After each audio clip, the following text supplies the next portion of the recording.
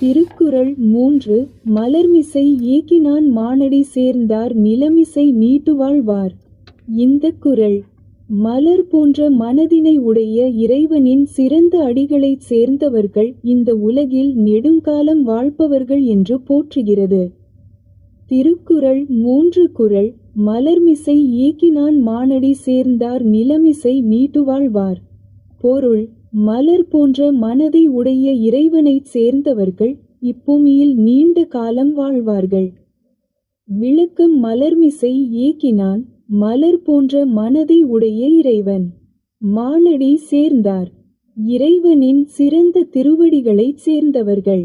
நிலமிசை நீட்டுவாழ்வார் இந்த உலகில் நீண்ட காலம் வாழ்வார்கள். இந்த குறள் கடவுள் வாழ்த்து அதிகாரத்தின் 3வது குறளாகும். இது இறைவனை பணிந்து வாழ்வதன் மூலம்